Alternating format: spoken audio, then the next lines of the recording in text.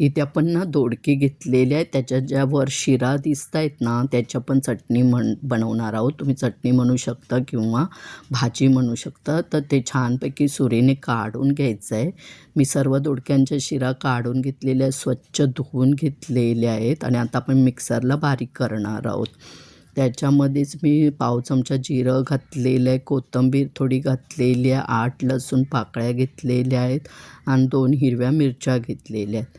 तर इथे आपण पाण्याचा अजिबात वापर करणार नाही. अर्धा चमचा मीठ घेतलेलं आहे.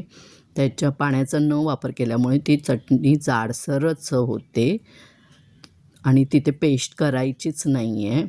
तर इथे आपण आता कढई घेतलेली आहे, त्याच्यामध्ये मी 1 मोठा चमचा तेल घेतलेलं आहे, पाव चमचा मोहरी घेतलेली आहे, 1 मोठा कांदा बारीक चिरून घ्यायचा आहे आणि तो छानपैकी गुलाबी रंगावर परतवून घ्यायचा आहे.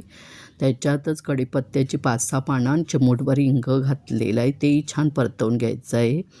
आणि आता हे दोडक्याचं मिश्रण त्याच्यात घालून घ्यायचं आहे आणि तेही छान परतवून त्याच्यावर प्लेट ठेवून छान वाफेवर शिजवून घ्यायचं आहे 2 मिनिट.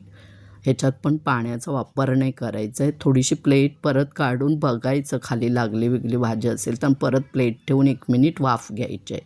तर अशा प्रकारे ही आपली चटणी आता तयार झालेली आहे. ही झटपट होणारी रेसिपी आहे.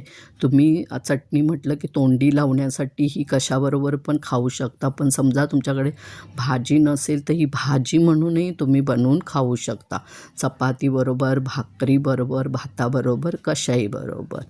तर ही करून बघा, छान होते. आवडली तर लाईक करा, शेअर करा, सबस्क्राईब करा, फॉलो करा, कमेंट करा. मस्तच.